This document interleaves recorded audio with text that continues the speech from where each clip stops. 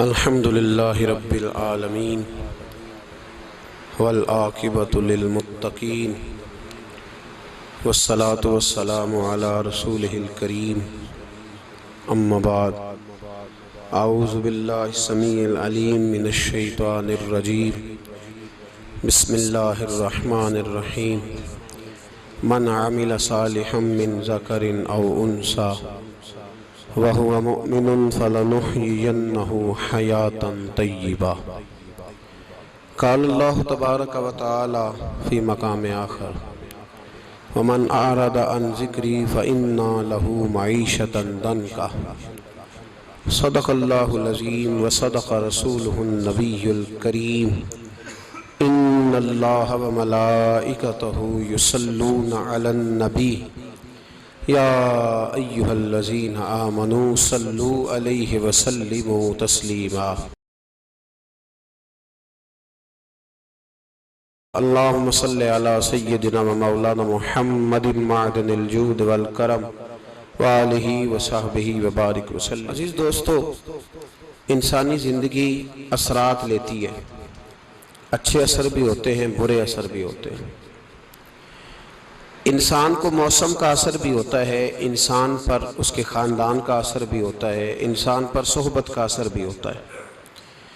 بالکل اسی طرح انسان پر اس کی نیکی کا اثر بھی ہوتا ہے اور گناہوں کا اثر بھی ہوتا ہے۔ نیکی دل کو سکون دیتی ہے، گناہ انسان کو پریشان کر دیتے۔ نیکی اللہ کی رحمت کو متوجہ کرتی ہے۔ پھر حالت یہ ہوتی ہے کہ انسان اپنی ان پریشانیوں کا حل کہیں اور ڈھونڈتا پھرتا ہے، حالانکہ جب گناہوں کی بیماری لگے تو اس کی شفا توبہ میں ہوتی ہے، اس کا حل اللہ کے حضور معافی مانگنے میں ہوتا ہے، پہچاننے میں ہوتا ہے کہ مجھ سے کہاں غلطی ہو گئی، کس جگہ جا کے کمزوری میں نے دکھائی۔ ہر انسان اچھی، ٹھنڈی، خوبصورت، سکھ والی زندگی چاہتا ہے۔ اللہ کریم نے سورہ نحل کے اندر ارشاد فرمایا من عمل صالحا من ذکر او انثی، فرمایا جو بھی اچھے عمل کرے، چاہے مرد ہو چاہے عورت ہو، وَهُوَ مُؤْمِن، شرط یہ ہے کہ مومن ہو، فَلَنُحْيِيَنَّهُ حَيَاةً طَيِّبَةً، فرمایا ہم اسے پاکیزہ زندگی عطا فرما دیں گے، حیات طیبہ دے دیں گے اسے، پاکیزہ زندگی۔ شرط کیا ہے؟ من عاملہ صالحہ، نیک عمل کرے۔ کون سے عمل کرے؟ اٹھنا بیٹھنا، کھانا پینا، چلنا سونا جاگنا محتاط ہو اس کا، وہ نیکی کرے۔ قرآن پاک کے لفظوں کے حسن پر غور فرمائیے گا، فرمایا فَلَنُحْيِيَنَّهُ حَيَاةً طَيِّبَةً، ہم ضرور اسے پاکیزہ زندگی عطا فرما دیں، صاف ستھری زندگی، معیاری زندگی، خوبصورت شب و روز، آئیڈیل زندگی جس کو لوگ کہیں گے، وہ والی زندگی اسے دیں۔ اور دوسرے مقام پر سورہ طٰہٰ کی آیت نمبر 124 میں فرمایا وَمَنْ أَعْرَضَ عَنْ ذِكْرِي، جو ہمارے ذکر سے منہ پھیرے گا،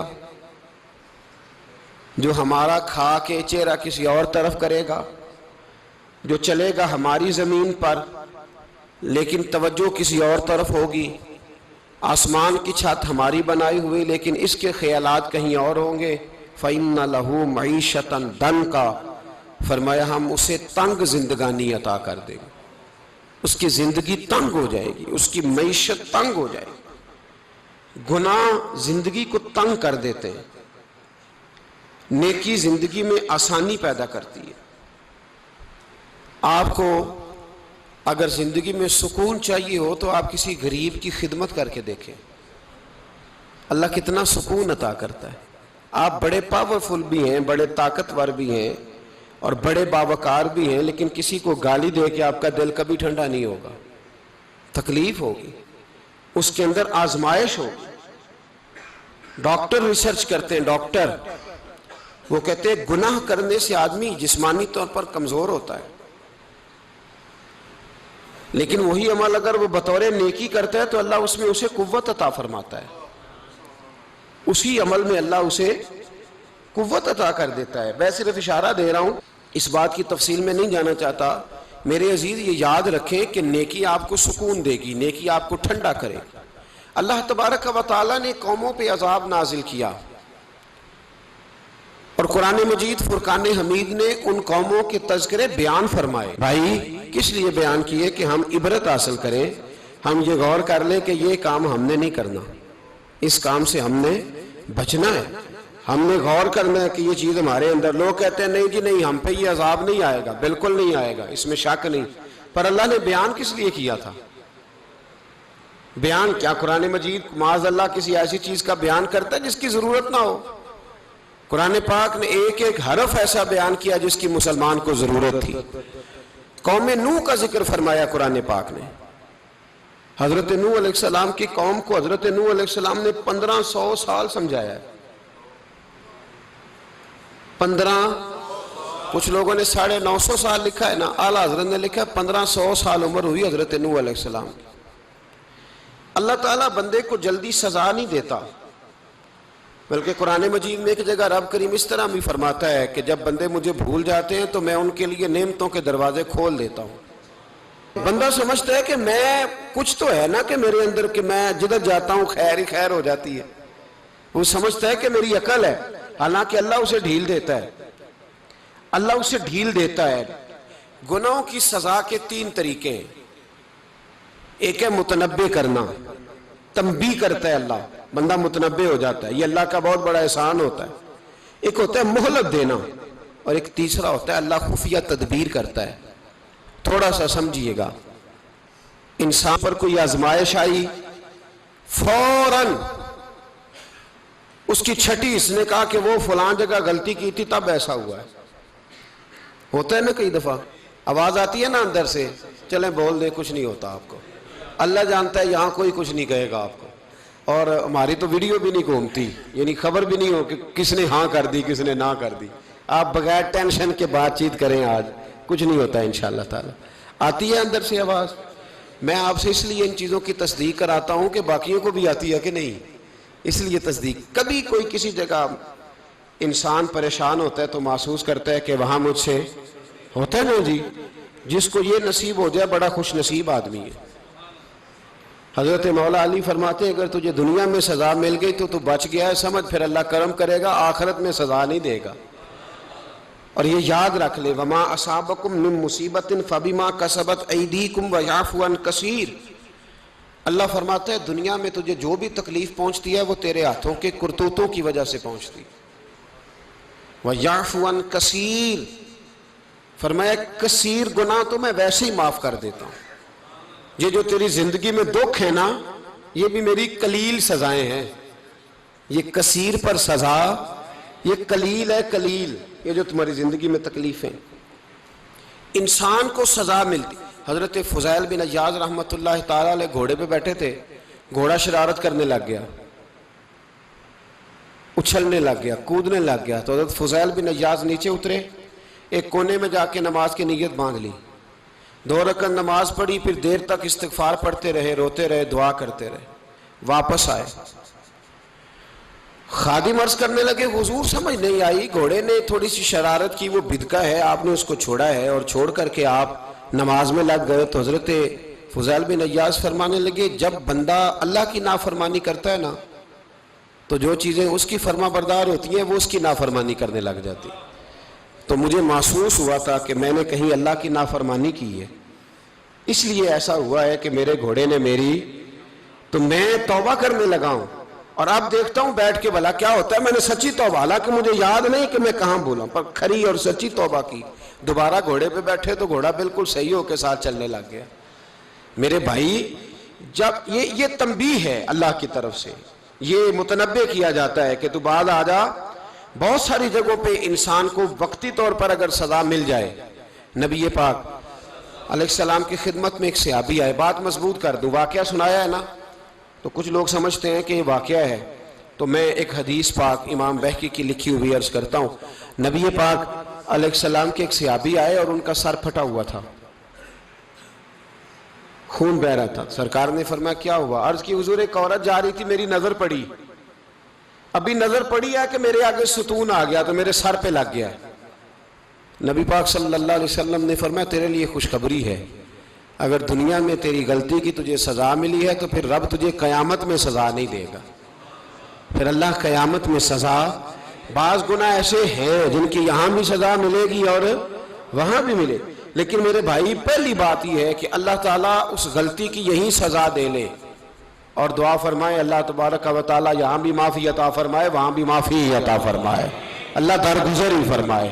لیکن میرے بھائی ایک تو یہ سزا، ایک سزا یہ ہوتی ہے کہ انسان جب گناہ کرنے لگتا ہے تو اللہ نعمتوں کے دروازے کھولتا ہے، مہلت دیتا ہے. 500 سال تک فرعون کو مہلت دی.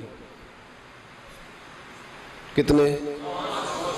یہاں جو 5 سال حکومت کر لیتا ہے وہ کہتا ہے سب سے قابل میں ہی ہوں، مجھے مہلت جو ملی ہوئی ہے. 500 سال مہلت دی اللہ تعالیٰ نے. اور فرعون کی قوم پر پتہ عذاب کس طرح کیا آئے تھے؟ ٹڈیاں مسلط کر دی اللہ نے. یہ گھومتی نہیں چھوٹی سی، ہم اپنی زبان میں اس کو کچھ لوگ مختلف ناموں سے یاد کرتے ہیں، کوئی مکڑی کہتا ہے، کوئی کچھ کہتا ہے. مسلط کر دی، جاتی نہیں. ان پر بنی اسرائیل کے ان مقابل جو فرعون کی قوم تھی ان پر الزام اس طرح کا عذاب آیا کہ مینڈک مسلط کر دی اللہ تعالیٰ. برتن کھولتے تھے اندر مینڈک نکلتا تھا. دنیا کی ہر دوائی استعمال کرتے تھے لیکن مینڈک نکل آتا تھا. تھوڑا سا سمجھا کریں چیزوں کو. ہمارے رنگ نہیں زیادہ گورے کہ ہم پر عذاب نہیں آتا. کوئی بہت زیادہ اللہ تعالیٰ معاف فرمائے دولت نہیں جمع کرا بیٹھے شاہی خزانے میں کہ ہم سے پوچھا نہیں جائے گا. یہ مہلت ہے، مہلت کو مہلت سمجھو. پھر جب پکڑ آتی ہے نا اللہ کریم کی، میں نے دیکھا ہے کروڑوں روپیہ، 6 اولادیں. ایک شخص کے بچے باہر سے آ رہے تھے، وہ بندہ بیمار تھا. مجھے کہنے لگا حضرت جی دعا کریں میں ان کے آنے سے پہلے مر جاؤں ورنہ آ کے مجھے مار دیں گے. دعا کریں. اتنی بے سکونی، کروڑوں روپیہ پڑا ہے تو یہ عذاب نہیں؟ کوئی ضروری ہے کہ پتھر ہی برسیں گے تو سمجھ آئے گی؟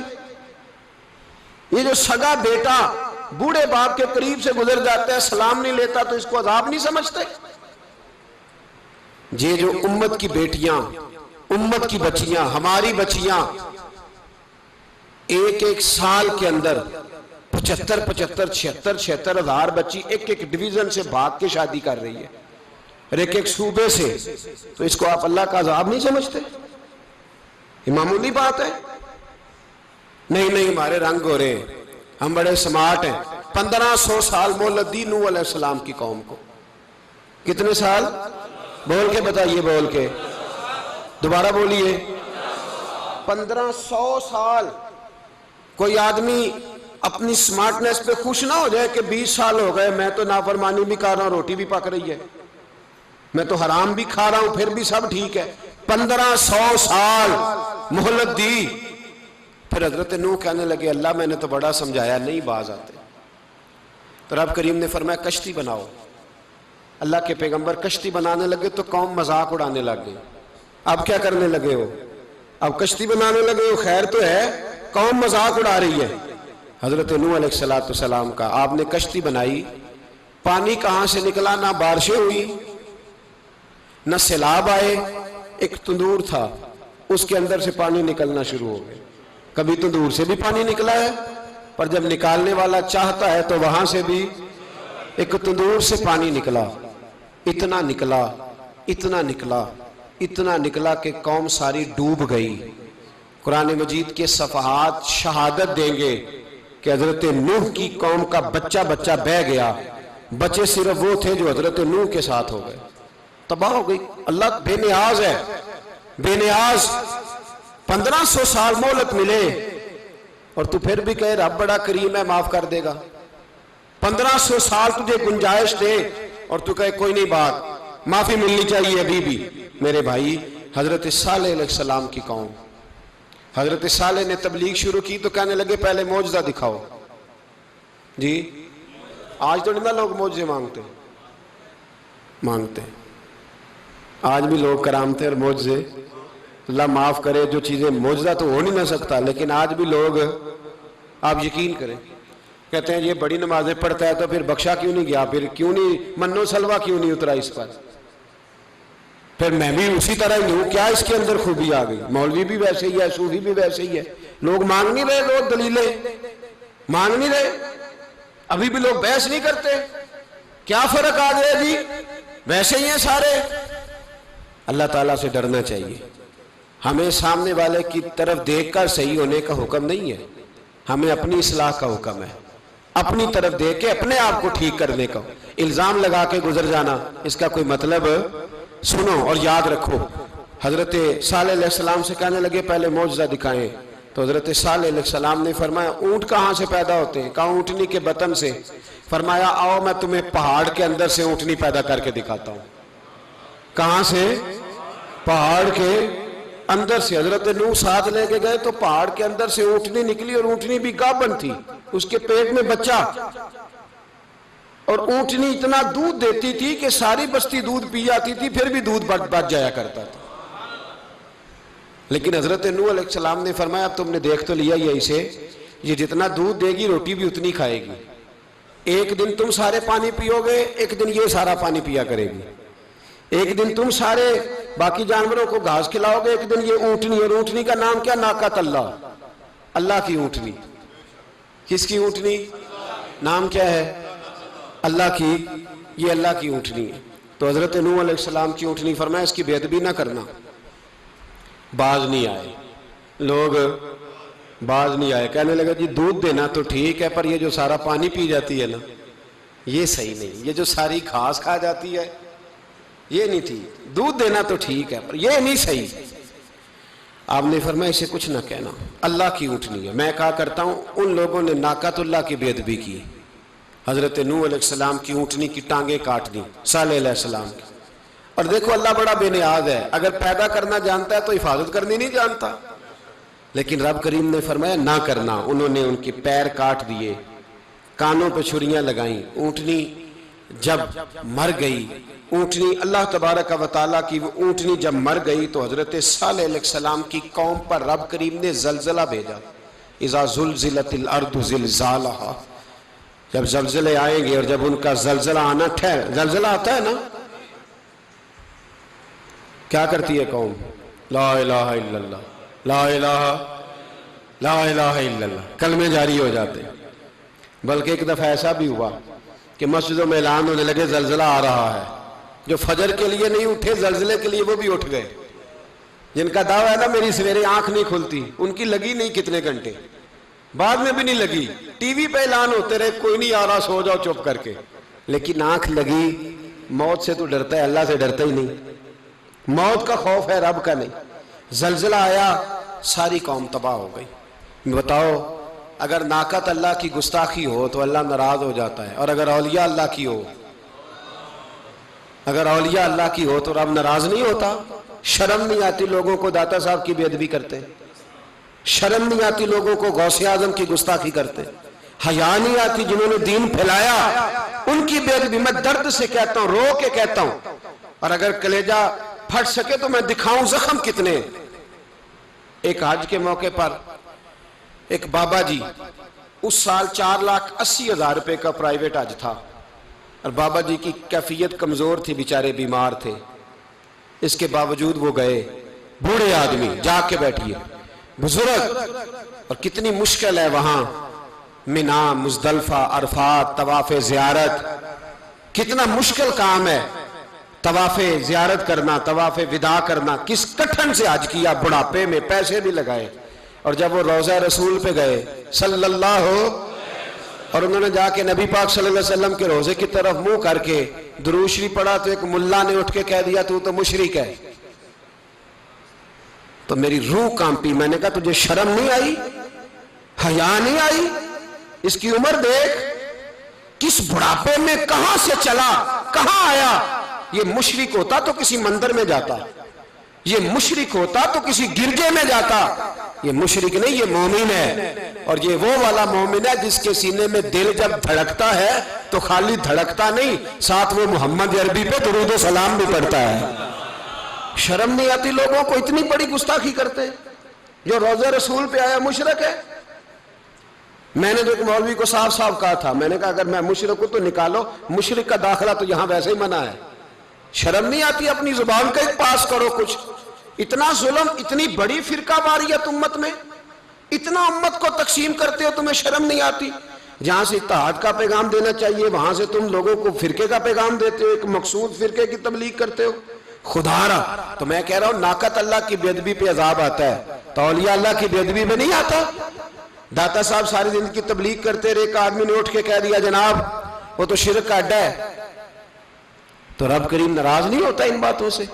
ہمیں خیال کرنا چاہیے، اللہ سے ڈرنا چاہیے. ان چیزوں سے عذاب آتا ہے اور آ رہا ہے.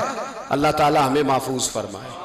اللہ ہمیں اس سے، قوم لوط پہ بھی عذاب آیا. ہم جنس پرستی، مرد مردوں سے بدکاری کرتے ہیں. حضرت نوح نے سمجھایا کہ یہ کام درست فطرت کے خلاف ہے، یہ کام درست نہیں. جب انسان یہ کام کرتا ہے تو زمین اور آسمان کانپتے ہیں. اب میں کیسے کھول کے بتاؤں، میرے پاس اعداد و شمار ہیں کہ پاکستان کے اندر اس کام کی کیفیت کیا ہے اور کس طرح کر کے لوگ، میں تو رونا روتا رہتا ہوں داڑھی کا. لوگ کئی دفعہ کہتے ہیں حضرت صاحب پہلے بھی آئے تھے تو داڑھی کی بات، پھر بھی آئے تو داڑھی کی بات. تو میں رونا روتا ہوں، اس لیے روتا ہوں کہ جو کلین شیو نوجوان ہوتا ہے وہ امرد کے حکم میں ہے، اس پر وہی حکم لگتا ہے جو عورت پہ لگتا ہے. اس کے ساتھ مرد کا اٹھنا بیٹھنا اسی طرح ناجائز ہے جس طرح عورت کے ساتھ. حضرت جنید بغدادی رحمت اللہ تعالیٰ علیہ کے سامنے ایک شخص نے کہا وہ کتنا خوبصورت نوجوان جا رہا ہے، تو آپ فرمانے لگے تو حافظ قرآن نہیں؟ کہا ہاں. فرمانے لگے جا اپنے حفظ کی خیر بنا. وہ شخص کہتا ہے میں نے اس بغیر داڑھی والے کلین شیو نوجوان کو بری نظر سے دیکھا، مجھے قرآن پاک ہی بھول گیا، سارا قرآن پاک بھول گیا. اور کتنے سال میں دعائیں کرتا رہا، بیت اللہ کے طواف کرتا رہا، میں یاد بھی کرتا تو نہیں ہوتا. کیسے اب تو ہمارا نعت کہاں بیوٹی پارلر سے ہو کے آتا ہے، ہم کسی اور کو کیا پیغام دیں؟ وہ پیغام، وہ نظام، وہ طریقہ کار جس کا حکم تھا شریعت میں. قوم لوط پر عذاب آیا. صحیح بیٹھتے ہوں گے بچے جو موٹر سائیکلوں پہ بیٹھتے ہیں. میں نے گجرانوالہ کی سڑکوں پہ بچوں کو، نوجوانوں کو جو تماشے کرتے سرے عام دیکھا ہے تو مجھے ڈر لگتا ہے. اور کوئی روکنے والا نہیں، شغل ہو رہا ہے، ہنس رہے ہیں اور سامنے عورتیں بھی ہیں، سب ہو رہا ہے. کتنی تکلیف کی بات. حضرت نوح کی قوم یہ کام کرتی تھی، قرآن پاک نے بیان کیا ہے. حضرت نوح نے سمجھایا، فرمایا رب کریم نے تمہیں اپنی خواہش پوری کرنے کے لیے جائز طریقہ عطا فرمایا، عورتوں سے نکاح کرو، اور اس نکاح کی برکت سے جو اللہ تمہیں اولاد دے گا اس کو اللہ تبارک و تعالیٰ تمہارے لیے باعث بخشش بھی فرمائے گا. لیکن جب قوم نہ مانی تو جو قوم میں لوط کا عمل کرے اس کا علاج قرآن نے بیان فرمایا کہ آسمان سے پتھر برسیں گے. پھر پتھر برسے اور جن کے بڑے بڑے اچھے دماغ تھے ان کے دماغ چکنا چور کر دیے گئے، تباہ کر دیے گئے، ان کے دماغ زمین پر بچھاڑ دیا گیا. اللہ مہلت دیتا ہے لیکن اس کا مطلب یہ نہیں کہ انسان توبہ ہی نہ کرے. حضرت شعیب علیہ السلام کی قوم پر بھی عذاب آیا، اس لیے کہ بددیانتی کرتی تھی، ناپ تول میں کمی کرتی تھی. میں نے کہا تھا شب قدر کی رات کہ یہ کوئی تماشا ہے کہ شب رات آئی تو ساری رات روتے رہے یا اللہ معاف کر دے، یا اللہ معاف کر دے، رو رو کے چیخے مار مار روئے. شب قدر آئی تو پھر چیخے ماری، ساری رات روئے.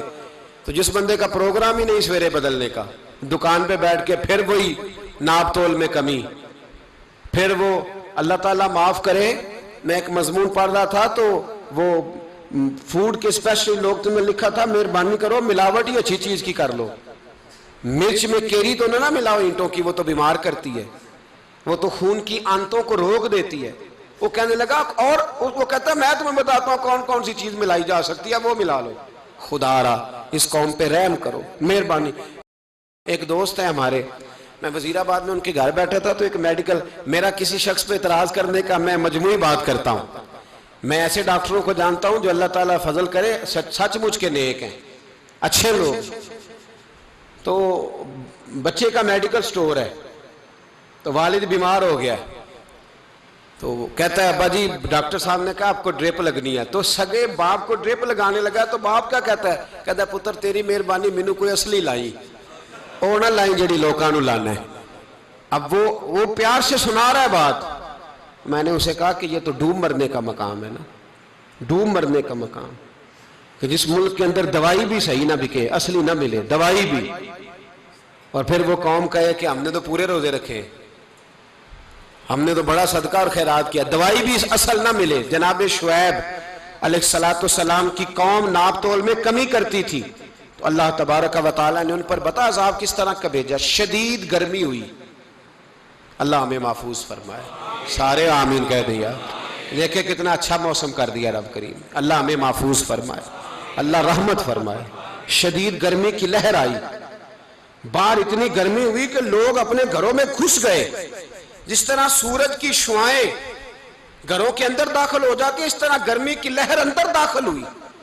اور جس طرح کسی کو آگ لگ جائے تو وہ آدمی اچھلتا کودتا ہے نا، اس طرح یہ لوگ اچھلنے لگے اور اچھل کود کے مر گئے۔ جرم کیا تھا؟ ناپ تول میں کمی کرتے۔ حضرت داؤد کی قوم بھی تباہ ہوئی، جرم کیا تھا؟ ہفتے والے دن مچھلیاں نہیں پکڑنی تو یہ پکڑتے تھے۔ حکم ہے نا مسلمان کو نماز کے ٹائم کوئی اور کام نہیں کرنا، نماز پڑھنی ہے۔ میرا خیال ہے مسلمان تو فٹافٹ آ جاتے ہیں، سارے ہی پہنچ جاتے ہیں نا مسجدوں میں۔ ہلکا ہلکا بول رہے ہیں آپ، کیوں نہیں پہنچتے؟ اگر حضرت سیدنا، اور پتہ انہیں سزا کیا ملی؟ اللہ نے فرمایا اس ٹائم عبادت کرنی ہے، کام نہیں کرنا، وقت نہیں ہے کام کا۔ انہوں نے مچھلیاں پکڑی، 12,000 لوگ تھے، پتہ ہے مالک نے سزا کیا دی؟ بندر بنا دیا اللہ کریم۔ قرآن مجید کا پہلا سپارہ پڑھے، فَجَعَلْنَاهَا نَكَالًا لِمَا بَيْنَ يَدَيْهَا وَمَا خَلْفَهَا۔ اللہ فرماتے ہیں پچھلوں کے لیے بھی عبرت بنا دیا، بعد والوں کے لیے بھی عبرت، نشان عبرت بنا دیا۔ بندر بن گئے، اور جو ان کے دوست جو بچ گئے تھے ان کے پیر چومتے تھے، روتے تھے۔ 3 دن بندر بن کے زندہ رہے، پھر اللہ نے سب کو اجتماعی موت دے دی۔ تو اگر مسلمان سے اللہ کہے کہ نماز کے ٹائم کاروبار نہیں، جمعے کے ٹائم کاروبار، تو مسلمان کہتا ہے نہیں مجھے مہلت ملی ہوئی ہے۔ یہ تو اس وقت پتہ چلتا ہے نا جب بچے ڈیوٹی لگاتے، ہاں ہاں ہاں عذاب آتا ہے، اس وقت پتہ چلتا ہے۔ میں نے دیکھا یہ منظر، اس وقت پتہ چلتا ہے جب بچے کسی ملازم 6,000 کی ڈیوٹی لگاتے، کہتے ہیں ابے کا دھیان رکھنا، ہم دکان پہ بیٹھنے لگے۔ پھر اسے سمجھ آتی ہے اگر میں نماز کے ٹائم مسجد میں ہوتا تو آج میری اولاد میری خدمت پہ ہوتی۔ میں نماز کے ٹائم مسجد نہیں گیا تو بچوں نے 6,000 کا ملازم بٹھایا ہے، ابا جی کا خیال رکھ، ایک نرس بلائی ہے تو خیال رکھ۔ کدھر ہوتے ہیں مسلمان نماز کے ٹائم؟ ایک عیسائی نے اعتراض کیا ہے، سنیں، وہ کہتا ہے مجھے لگتا ہے مسلمانوں کے 3 خدا ہیں۔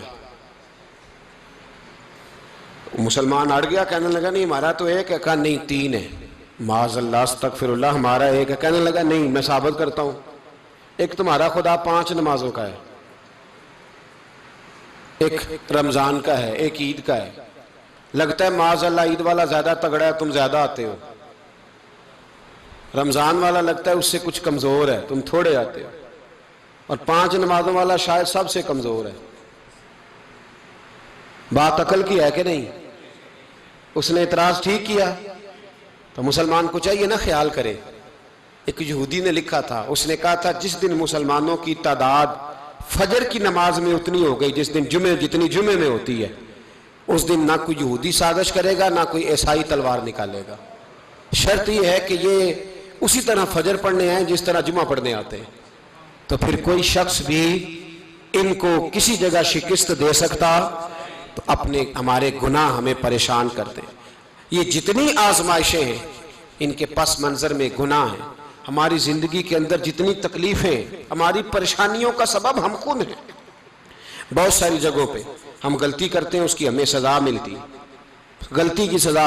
ایک نوجوان نے مجھے بڑی گہری بات سنائی، میرا قریبی تعلق تھا، کہنے لگا گھر میں بڑا مسئلہ ہے، بڑی پریشانی ہے، ماں اور بیوی کا ماحول اتنا سخت ہو گیا ہے کہ نمٹ نہیں سکتا۔ آپ یقین کریں میں نے ڈیٹیل سے ساری چیز کو سٹڈی کیا، میرے پاس اتنا وقت نہیں ہوتا، پھر بھی میں نے اس فیملی کو پورا پڑھا تو غلطی نوجوان کی نکلی۔ نہ اس پہ اماں اعتبار کرتی ہے نہ بیوی اعتبار کرتی ہے۔ اس نے جھوٹ بول بول کے اس طرح کی ماحول پیدا کر دیا ہے کہ کوئی اس پر اعتماد کرنے کو تیار ہے۔ اگر آپ ناراض نہ ہو تو ایک بات کروں، پتہ ہے گھر میں ماحول کب خراب ہوتا ہے؟ باہر والے ہماری تقریر سنتے ہیں، گھر والے ہمارا عمل دیکھتے ہیں۔ جب وہ دیکھتے ہیں نا کہ یہ کس طرح کا شخص ہے، اس کے رویے، اس کا کردار، اس کا لب و لہجہ کتنا برا ہے اور یہ کردار کا کتنا کمزور ہے۔ اعلیٰ حضرت فرمایا کرتے تھے نیک وہ ہوتا ہے جس کی تنہائی صاف ستھری ہوتی ہے، اس لیے ماحول بگڑ جاتا ہے۔ یہ جو ہم کہتے ہیں نا میرے سجن بڑے بنتے ہیں پھر ٹوٹ جاتے ہیں، کچھ لوگ ایسے ہوتے ہیں جو ان کے پاس جاتا ہے انہی کا ہو جاتا ہے، وہ کہیں اور کے قابل کیوں بھلا؟ اس لیے کہ ان کے کردار میں ٹھنڈک دیکھتا ہے، ان کے لب و لہجے میں مٹھاس دیکھتا ہے، اس شخص میں اتنی خوبصورتی دیکھتا ہے کہ اسی کا بن جاتا ہے۔ حضرت ابراہیم بن ادم کے پاس ایک نوجوان آیا، کہنے لگا میں گناہ کرنا چاہتا ہوں۔ فرمانے لگا بالکل کر، اللہ کا دیا ہوا رزق کھانا چھوڑ دے اور گناہ کر۔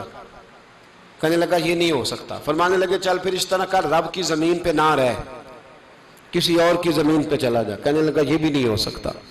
فرمانے لگے چل اللہ کی چھت سے نکل جا۔ کہنے لگا یہ بھی نہیں ہو سکتا، تو آپ رو پڑے۔ فرمانے لگے پھر جناب اسرائیل جب آئیں تو ان سے کہنا مجھے 2-3 سال کی مہلت دے دے، پچھلی میری گناہوں میں گزر گئی، میں ذرا 3 سال عبادت کر لوں۔ تو وہ شخص بھی رونے لگا، کہنے لگا حضور وہ مہلت نہیں دیتے، وہ جب لینے آتے ہیں تو پھر لے کے اللہ تعالیٰ نے جب انسان بنانا چاہا نا تو جناب جبریل کو کہا مٹی لے کے آ زمین سے۔ حضرت جبریل نے مٹی پہ ہاتھ ڈالا تو باقی کی مٹی رونے لگ گئی، اسے جدا نہ کر۔ تو جناب جبریل چھوڑ کے چلے گئے۔ حضرت میکائیل کو بھیجا مٹی لا، مٹی پہ ہاتھ ڈالا تو باقی کی مٹی رونے لگ گئی، چھوڑ کے چلے گئے۔ جناب اسرائیل کو بھیجا، مٹی پہ ہاتھ ڈالا تو باقی کی رونے لگ گئی، چھوڑ کے نہ جاؤ۔ تو حضرت اسرائیل فرمانے لگے تیرا رونا دیکھو کہ رب کا حکم دیکھو۔ وہ لے گئے، جب پیش کی تو رب کریم نے فرمایا اسرائیل جان نکالنے کی ڈیوٹی بھی تیری، تو مٹی کو لے آنا، باقی مٹی روتی بھی رہے تو روتی رہے، جب میرا فیصلہ آ جائے تو پھر اس میں کوئی گنجائش، ہم کھاتے بھی اللہ کا ہیں، نافرمانی بھی اس کی کرتے، زمین پہ بھی اس کی چلتے ہیں، نافرمانی بھی اس کی کرتے، حکم کسی اور کا مانتے، چھت پہ رب کریم کی رہتے، اس طرح نظام نہیں چلتا۔ میرے بھائی یاد رکھ لو، گناہوں کی سزا ملے گی، زندگی تنگ ہو جائے، یہاں بھی آزمائش ہوگی اور وہاں بھی۔ میں نے درس پہ کہا تھا، پھر بات کہتا ہوں، یہ میں اپنے لیے کہہ رہا ہوں، توجہ ہے میری بات پر۔ دعا فرمایا کرے کہ جو کچھ ہم نظر آتے ہیں اللہ ہمیں ویسا بننے کی توفیق بھی عطا فرما۔ اللہ ویسا بننے کی، یہ مشکل معاملہ ہے، مشکل۔ دیکھیں نا ایک آدمی سیاستدان ہے، اس نے بڑے اچھے نعرے لگائے، انقلاب آ جائے گا، میں غریب کا بھلا کر دوں گا، میں یتیموں کے سر پہ ہاتھ رکھوں گا، میں مجبوروں کی مدد کروں گا، میں دکھیوں کی مدد کروں گا، مزدوروں کو۔ اس نے اچھے اچھے نعرے سکھائے، اچھا اس نے پیغام دیا، اندر اس کے یہ تھا کہ اقتدار ملے گا تو مرضی کروں گا۔ لوگ اس کے گرد بھی گئے، اس کی گاڑی کے پیچھے بھی بھاگے، لوگوں نے اس کے نعرے بھی لگوائے، جیب سے پیسے لگا کے اس کے پوسٹر بھی شائع کیے، لوگ اس کے گرویدہ ہو گئے، لوگوں نے پوری، اور میری قوم نے تو بیچاری نے کئی دفعہ دھوکے کھائے، جس نے نعرہ لگایا غریب اسی کے پیچھے مسیحا بن کے چل پڑا۔ آج دھوکہ دے لیا، لوگوں کو پیچھے لگا لیا۔ یہ بتاؤ اگر راز کھل جائے، اگر راز کھل جائے کہ یہ دھوکہ دے رہا ہے، یہ فریب کر رہا ہے، تو لوگ اس کا کیا حال کریں گے؟ یہ راز قیامت میں کھل جائے گا، قیامت میں یہ راز یہ کھل جائے گا، یہ دھوکے باز تھا۔ اذا زلزلت الارض زلزالہا، جب زلزلہ آئے گا جیسے اس کا آنا ٹھہرا، واخرجت الارض اثقالہا، زمین اپنے بوجھ باہر نکال دے گی۔ اس سے مراد کیا ہے کہ زمین پہ جو جرم ہوئے زمین بتا دے گی، باہر نکل آئے۔ وقال الانسان ما لہا، انسان کہے گا اسے کیا ہوا، یہ تو سب کچھ بتا رہی، بوجھ باہر نکال دے گی۔ ایک آدمی پیر طریقت بن کے بیٹھ گیا، جبہ کبہ پہن کے، بڑی پگڑی باندھ کے بیٹھ گیا، اچھی اچھی نیک باتیں بتانے لگا، لوگ اس کی دست بوسی کرنے لگے، ہاتھ چومنے لگے، پیچھے لگ گئے، خدمت کرنے لگے، جیب سے نذرانہ دینے لگے، اس کے نام پر لوگ اپنی جیب سے لنگر پکانے لگے، خانقاہ کی خدمت ہونے لگی، مہمان اس کے آتے، نوکری کوئی اور کرتا۔ میں نے کہا تھا شاید اپنے لیے کہہ رہا ہوں، ڈیوٹیاں لوگ کرنے لگے، حالات بدلنے لگے، لیکن اس کے اندر تو چور تھا، وہ تو دکاندار تھا، تو یہاں جو اس کے پیچھے لگے تھے وہ تو سچے تھے، انہیں تو اجر ملے گا، لیکن اس کا جب راز کھلے گا تو بڑی رسوائی ہوگی، اس کا جب راز کھلے گا تو بڑی۔ ایک میری طرح کا دیندار تھا، جو چہرے کا تو نیک تھا، اندر پتہ نہیں کیا کچھ تھا۔ ایک طوائف گزر رہی تھی، اس نے اس کو تبلیغ کر دی، کہنے لگا بس کر دے، سیانی بن جا۔ تو کسی دانشور میں لکھا ہے اس نے بڑا سخت جواب دیا، اس عورت نے کہنے لگی بابا میں تو جو ہوں وہ نظر بھی آ رہی ہوں، تو بتا جو تو نظر آتا ہے وہ تو ہے کہ نہیں؟ اس بندے نے چیخ ماری اور بے ہوش ہو کے گر پڑا۔ تو لوگوں نے کہا بابا آج کسی صوفی کا کلام سنا ہے جو بے ہوش ہو گیا؟ تو اس نے کہا نہیں، آج طوائف کی بات سنی ہے، طوائف کی۔ اور وہ عجیب بات کر گئی ہے، وہ کہہ گئی ہے میں تو جو ہوں میں نظر آ رہی ہوں، تو بھی تو بتانا، تو بتانا کہ تو دستار امامت پہنتا ہے۔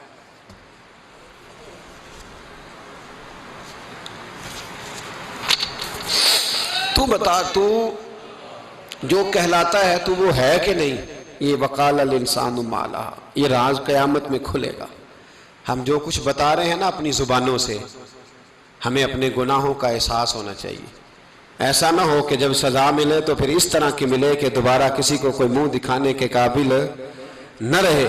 میرے بھائی یاد رکھیں اور سمجھیں، گناہ انسان کی زندگی کو تنگ کرتے ہیں۔ میرے نبی پاک علیہ السلام نے فرمایا جب تو جھوٹ بولتا ہے تو تیرے فرشتے کرامن کاتبین سائیڈ پہ ہو کے کھڑے ہو جاتے ہیں، جب تو زنا کرتا ہے تو تیرے اندر سے ایمان نکل جاتا ہے۔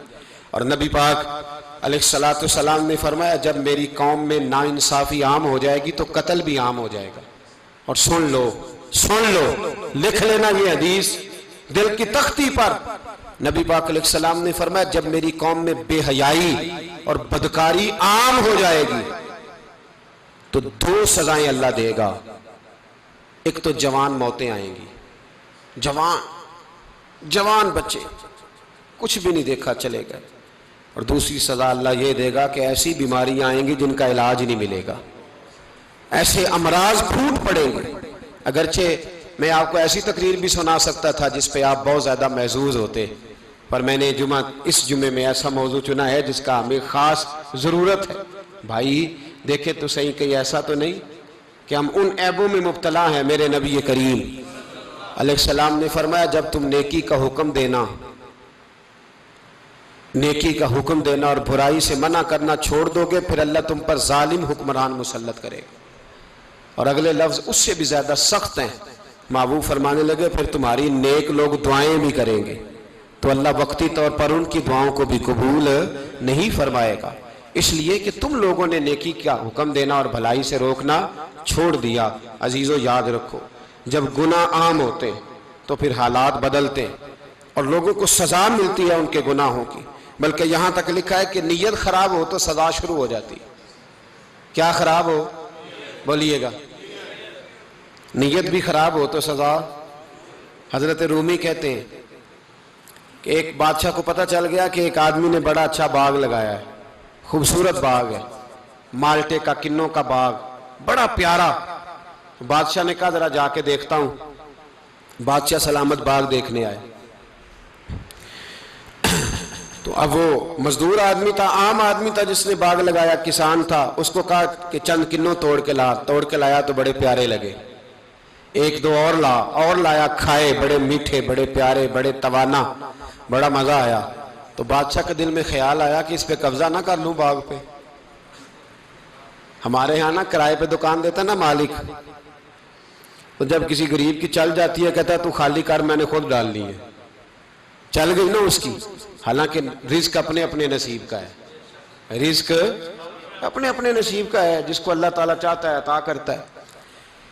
تو اس کو کہا کہ اور توڑ کے لا، اور دل میں خیال ہے کہ یار اتنا اچھا باغ ہے قبضہ کر لیتے ہیں، ہماری حکومتیں قبضہ کر لیتی ہیں کہ جو چیز اچھی لگ جائے۔ اب وہ کسان دو تین کنوں توڑ کے لایا، اس نے کھائے تو کھٹے نکلے، ترش تھے۔ کہنے لگا تجھے کیا ہو گیا ہے؟ تو بندہ بڑا صاحب دل تھا، کہنے لگا میں تو ٹھیک ہوں، آپ اپنی نیت سے پوچھیں کہیں خراب تو نہیں ہو گئی۔ تو کنوں میں بھی اس کا اثر آ گیا ہے، اپنی نیتیں بگڑ جائیں نا، نیتیں۔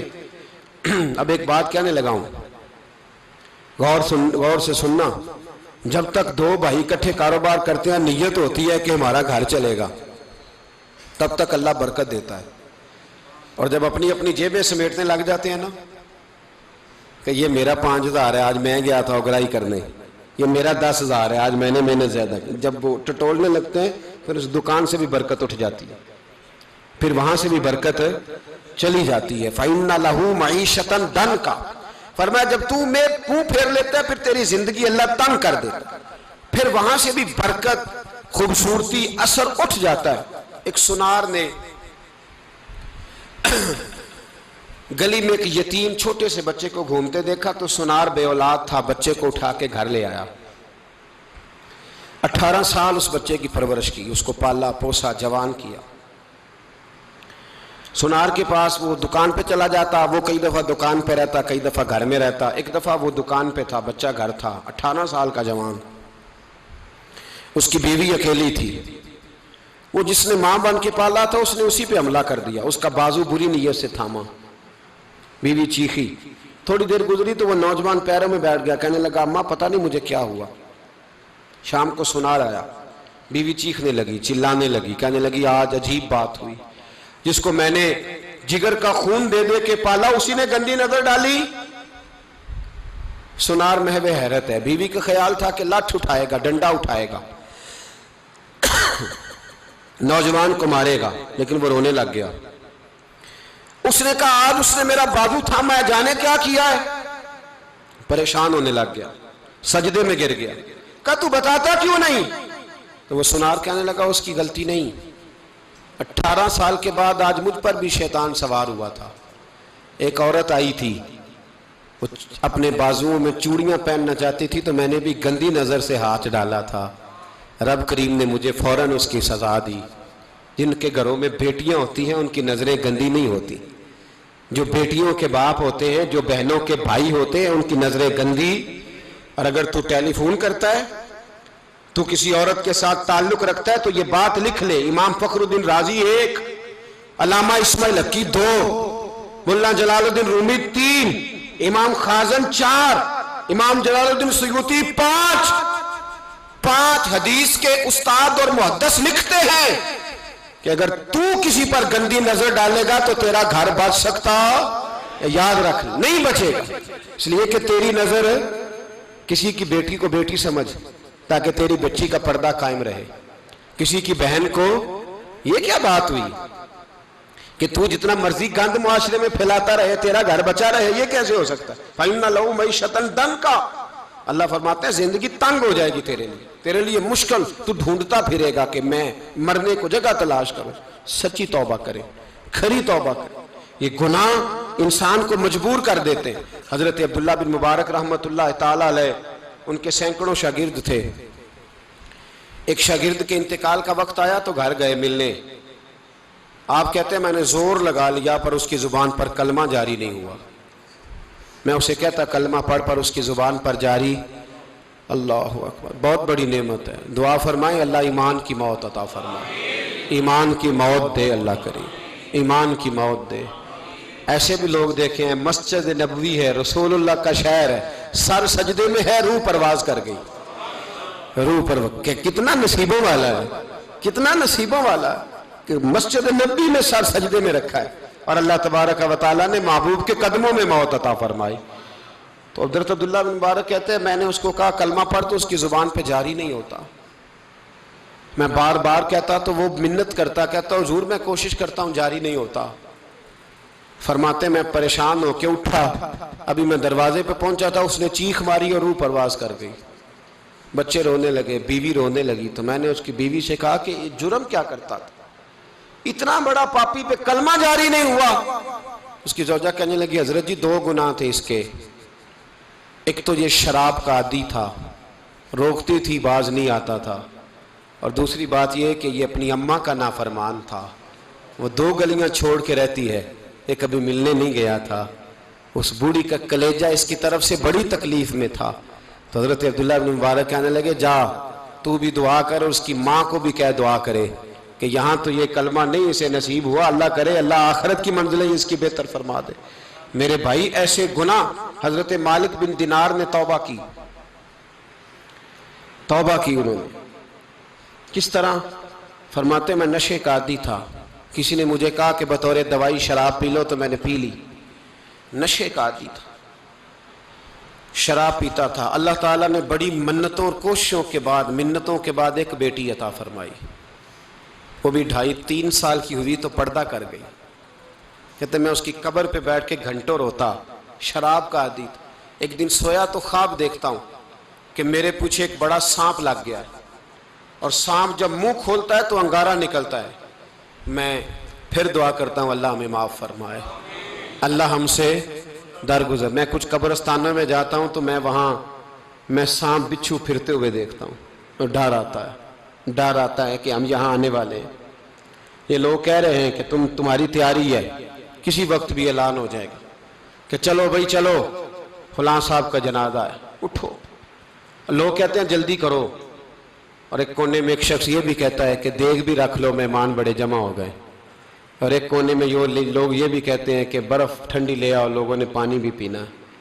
پہلے اعلان ہوتا ہے کہ فلاں فوت ہو گیا، پھر اعلان ہوتا ہے جنازے کا ٹائم ہو گیا، پھر اعلان ہوتا ہے جنازہ اٹھایا جائے گا، اور پھر بات ختم ہو جاتی ہے۔ پھر کل من علیہ فان، پھر کوئی نہیں پوچھنے آتا، ختم ہو گئے، قصہ ہی ختم ہو گیا۔ ان لوگوں کی کہانی مٹ گئی، ختم ہو گئے، بڑے بڑے کج کلا، کوئی پوچھنے والا نہیں۔ موت کا راج ہے، راج ہے موت کا راج، موت راج کرتی ہے بس، اور کسی کا راج نہیں۔ وہ راج کرتی ہے، جدھر جاتی ہے اسی کا راج ہے، راج کر رہی ہے۔ تو حضرت مالک بن دینار کہتے ہیں قبرستان میں نے دیکھا، میں خواب دیکھتا ہوں بڑا اژدہا، اس کے منہ کے اندر آگ میرا پیچھا کر رہا ہے۔ کہتے ہیں میں خواب دیکھ رہا ہوں، میں دوڑا، لیکن وہ اژدہا جب میں دوڑا تو میرے آگے آ کے کھڑا ہو گیا۔ میں مشرق کو دوڑا تو وہاں بھی آ گیا، مغرب کو دوڑا تو وہاں بھی آ گیا۔ جناب مالک بن دینار کہتے ہیں ایک بوڑھا شخص کمزور مجھے بچانے آیا، پر اس اژدہا نے پھونک ماری تو وہ بوڑھا آدمی دور جا گرا۔ کہتے ہیں میں چیختا تھا، چلاتا تھا، ایک پہاڑی پہ میں بھاگا گیا تو وہاں مجھے میری بیٹی ملی، مجھے فوت ہو گئی۔ وہ اس اژدہے کے آگے اس نے یوں ہاتھ کیا تو اژدہا پیچھے بھاگ گیا۔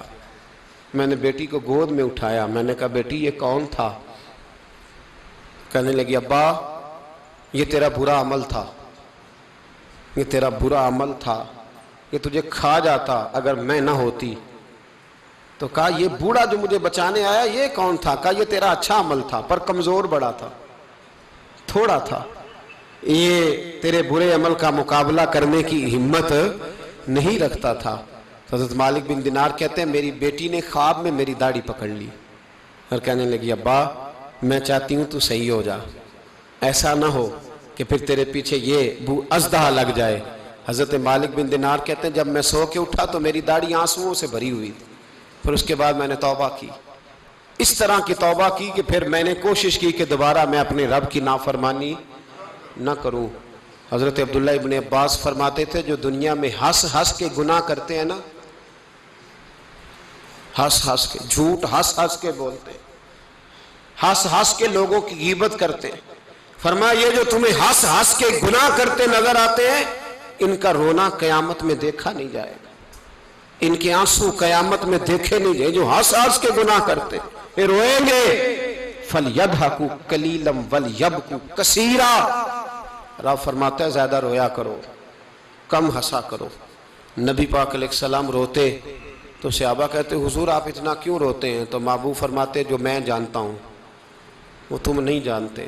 بھائیو قبروں میں اکیلے جانا ہے، کبھی غور کرنا، اکیلے کوئی بندہ ساتھ حساب دینے نہیں جائے گا۔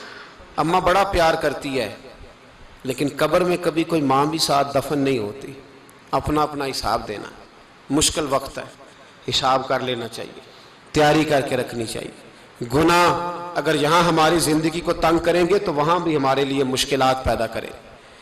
نبی کریم علیہ السلام نے فرمایا ہے کہ اللہ بڑا مہربان ہے، اللہ بڑا کریم ہے، اللہ بڑا ستار ہے، اور یاد رکھو جب کوئی اس کی ریٹ کو چیلنج کرے، جب کوئی اس کے قانون کو توڑے، جب کوئی اللہ کی اعلانیہ نافرمانی کرے، پھر رب کریم کی غیرت کو، اس کے عدل کو جوش آتا ہے، توبہ کرے سچی، مسجد کی حاضری دیں پابندی کے ساتھ۔ میری آپ سے ہمیشہ یہ گزارش رہتی ہے کہ مسجد کی حاضری پابندی سے دیں۔ میں اپیل کرتا ہوں داڑھی رکھ لیں، یہ میرے نبی کا طریقہ ہے صلی اللہ تعالی علیہ۔